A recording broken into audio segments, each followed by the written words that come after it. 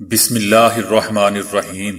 السلام علیکم دوستو، دنیا بھر کی خبروں میں آج آپ سنیں گے، لیکن اس سے پہلے اگر ہو سکے تو لائک، سبسکرائب اور بیل آئیکن کا بٹن ضرور دبا لیں۔ شکریہ۔ اپنے سائنسدان کی ہلاکت کا بدلہ لیں گے ایران۔ سعودی عرب جو بائیڈن کو خوش کرنے کے لیے قطر کے قریب آ رہا ہے۔ محبوبہ مفتی کو پھر گرفتار کر لیا گیا۔ جنوبی افریقہ کے نوجوان کا بیت المقدس تک پیدل سفر۔ انسانی جلد سے کتابوں کی جلد سازی۔ روسی صدر پیوٹن کی 2 بیٹیاں پہلی مرتبہ منظر عام پر۔ فیصلہ آباد میں بجلی میرے پردادا کی وجہ سے آئی، سوشل میڈیا سٹار جنت مرزا کا ہنسا دینے والا دعویٰ۔ نوجوان نے 216 میں سے 127 کلو وزن کم کر کے موٹے لوگوں کو امید دلا دی۔ صدر رجب طیب اردوان کی سخت خارجہ پالیسی سے سرمایہ کار خوف زدہ۔ میاں نواز شریف والدہ کی تدفین میں نہیں آئے تو ہمارے کہنے پر کیسے آئیں گے؟ بریگیڈیئر اعجاز شاہ۔ کورونا چائنا سے نہیں بلکہ بھارت سے شروع ہوا، چینی سائنسدان۔ تو آئیے چلتے ہیں اب خبروں کی تفصیل کی جانب۔ ایران کے سپریم لیڈر آیت اللہ علی خامنائی نے کہا ہے کہ سائنسدان فخری زادے کو مارنے کے ذمہ داروں اور ان کے سہولت کاروں کے خلاف کارروائی ہوگی۔ انہوں نے ایرانی ایجنسیوں پر زور دیا ہے کہ وہ اس واقعے کی مکمل تحقیقات کریں اور ذمہ داروں کا تعین کر کے ان کے خلاف کارروائی کریں۔ اس سے پہلے ایران کے صدر ڈاکٹر حسن روحانی نے کہا تھا کہ ان کا ملک مناسب وقت پر محسن فخری زادہ کا بدلہ لے گا۔ ملک کے تمام نشریاتی اداروں پر نشر ہونے والے خطاب میں انہوں نے اس واقعہ کا ذمہ دار اسرائیل کو قرار دیا۔ ڈاکٹر حسن روحانی کا کہنا تھا کہ ایرانی لوگ سمجھدار ہیں اور وہ اسرائیل کے کسی جال میں نہیں پھنسیں گے، اور یقیناً کسی مناسب وقت پر اپنے سائنسدان کا بدلہ لیا جائے گا۔ تاہم ایران اب اپنے جوہری پروگرام کو آگے بڑھانے سے کسی صورت پیچھے نہیں ہٹے گا۔ اسرائیل نے تاحال ایرانی صدر کے ان الزامات پر کوئی رد عمل ظاہر نہیں کیا ہے۔ اس واقعے سے مشرق وسطیٰ میں جاری کشیدگی میں مزید اضافہ ہونے کا خدشہ ہے۔ تحقیقاتوں کا کہنا ہے کہ امریکہ اور ایران کے تعلقات میں صدر ٹرمپ کے وائٹ ہاؤس کے آخری ایام میں کشیدگی مزید بڑھ سکتی ہے۔ بعض ماہرین کا خیال ہے کہ اس سے نومنتخب صدر جو بائیڈن کی ان کوششوں کو بھی نقصان پہنچ سکتا ہے جو سابق صدر اوباما کے دور میں ایران پالیسی کو آگے بڑھانے کا ارادہ رکھتے ہیں۔ سعودی عرب نے جو بائیڈن کو خوش کرنے کے لیے قطر سے تنازع حل کرنے کی کوشش شروع کر دی ہے۔ ٹرمپ کی امریکی انتخابات میں شکست کے بعد سعودی عرب نے قطر کے ساتھ 3 سال سے زائد عرصے تک جاری رہنے والے تنازع کے حل کی کوششیں تیز کر دی ہیں۔ سعودی ولی عہد محمد بن سلمان کے اس اقدام کو جو بائیڈن انتظامیہ کی حمایت حاصل کرنے کا قدم قرار دیا جا رہا ہے۔ سعودی عرب، متحدہ عرب امارات، بحرین اور مصر نے جون 2017 میں قطر سے سفارتی اور سفری تعلقات ختم کر دیے تھے۔ سابق وزیر اعلیٰ محبوبہ مفتی کو ایک بار پھر حراست میں لے لیا گیا ہے۔ محبوبہ مفتی کو 14 ماہ بعد اس سال اکتوبر میں رہا کیا گیا تھا، تاہم اب ایک بار پھر وہ زیر حراست ہیں۔ محبوبہ مفتی نے اپنی ٹویٹ میں کہا ہے کہ مجھے ایک بار پھر حراست میں رکھا گیا ہے۔ انہوں نے کہا کہ بھارتیہ جنتا پارٹی کے وزراء کو پورے مقبوضہ وادی میں گھومنے کی اجازت ہے، مگر میرے لیے سیکیورٹی مسئلہ ہے۔ ان کا کہنا تھا کہ ان کے ظلم کی بھی کوئی حد نہیں ہے۔ وحید کو بے بنیاد الزامات کے تحت گرفتار کیا گیا ہے اور مجھے ان کے اہل خانہ کو تسلی دینے کی بھی اجازت نہیں ہے، یہاں تک کہ میری بیٹی التجا کو نظر بند کر دیا گیا ہے کیونکہ وہ بھی وحید کے اہل خانہ سے ملنا چاہتی تھی۔ جنوبی افریقہ کے ایک مسلمان نوجوان کا بیت المقدس تک کا پیدل سفر 2 سال کے بعد اختتام پذیر ہو گیا۔ جنوبی افریقہ کے شہر کیپ ٹاؤن سے تعلق رکھنے والے نوجوان بن یوسف نے 2 سال قبل بیت المقدس کی طرف پیدل سفر شروع کیا تھا۔ 2 سال کے طویل پیدل سفر کے بعد وہ آخرکار بیت المقدس پہنچ گیا۔ یہ اس کی فلسطین، بیت المقدس اور مسجد اقصی سے بے پناہ محبت کا ثبوت ہے۔ بن یوسف کو بیت المقدس کے ایک گراؤنڈ میں فلسطینیوں کے ساتھ دیکھا گیا۔ اس نے اپنے سفر کی رویداد بیان کرتے ہوئے بتایا کہ کیپ ٹاؤن سے اس نے 15 اگست 2018 کو بیت المقدس کا سفر شروع کیا۔ 2 سال کے دوران اس نے Zimbabwe, Tanzania, Kenya, Ethiopia, Sudan, مصر اور وہاں سے غزہ تک کا سفر کیا۔ غزہ سے وہ واپس مصر لوٹا، جہاں سے وہ مصر سے عقبہ بندرگاہ کے راستے اردن کا سفر کیا۔ اردن سے وہ فلسطین کے علاقے غرب اردن میں داخل ہوا اور وہاں سے وہ بیت المقدس پہنچا۔ بیت المقدس پہنچنے کے بعد اس نے وطن واپسی کے لیے سفر باندھا، مگر کورونا کی وبا کی وجہ سے بارڈر بند ہونے کے باعث وہ وہیں رک گیا اور وہ عنقریب اردن سے سعودی عرب جائے گا، جہاں وہ آئندہ سال حج کے موسم تک وہاں رہے گا اور فریضہ حج ادائیگی کے بعد وطن واپس لوٹ جائے گا۔ جب ایک محقق نے کتاب روح کی منزلیں کی کھوج میں ہارورڈ یونیورسٹی لائبریری کا جائزہ لیا تو اس کا منہ کھلا کا کھلا رہ گیا، کیونکہ کتاب کی بائنڈنگ اس کی جلد انسانی کھال سے کی گئی تھی۔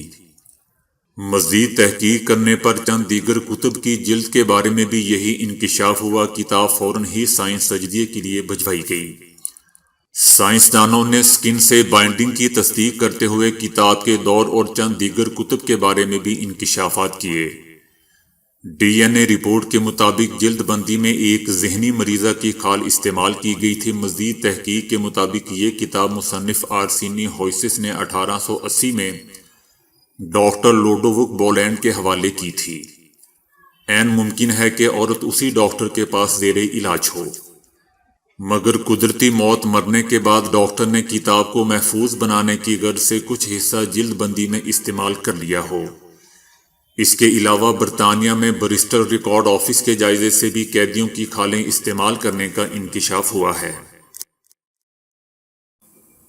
کہا جاتا ہے کہ روسی صدر پیوٹن کی سابق بیوی سے ان کی 2 بیٹیاں ہیں، مگر صدر پیوٹن نے کبھی اس بات کو تسلیم نہیں کیا۔ اب ان کی ایک بیٹی کا مبینہ انکشاف بھی منظر عام پر آ گیا ہے۔ یہ بیٹی اب 17 سال کی ہے، جس کا نام ایلز اویتا بتایا جا رہا ہے، اور اس کی ایک تصویر بھی منظر عام پر آ چکی ہے۔ صدر پیوٹن کی یہ بیوی اب ایک ہوٹل کی مالک ہے اور کروڑ پتی خاتون ہے۔ ایک بیٹی کیترینا جو اب سیاست میں قدم رکھ چکی ہے، جبکہ دوسری پیشے کے اعتبار سے ڈاکٹر ہے۔ ان دونوں کو صدر پیوٹن نے کبھی بیٹیاں تسلیم نہیں کیا۔ ٹک ٹاک کی مشہور سٹار جنت مرزا نے دعویٰ کیا ہے کہ فیصل آباد میں بجلی ان کے پردادا کی وجہ سے آئی۔ اس کا کہنا تھا کہ ایئرپورٹ پر جنرل ایوب خان کا میرے پردادا نے ہاتھ پکڑ لیا۔ اس وقت فیصل آباد میں 8 گھنٹے بجلی آیا کرتی تھی۔ میرے پردادا ہاتھ پکڑ کر کہتے ہیں کہ میں آپ کو تب تک نہیں جانے دوں گا جب تک 24 گھنٹے بجلی کی سپلائی نہیں کریں گے۔ اس کے بعد پھر وہ 8 گھنٹے سے 24 گھنٹے جو بجلی ہوئی ہے وہ میرے پردادا کی وجہ سے ہوئی ہے۔ یہ دعویٰ کیے جانے کے بعد سوشل میڈیا پر ان کا خوب مذاق اڑایا جا رہا ہے۔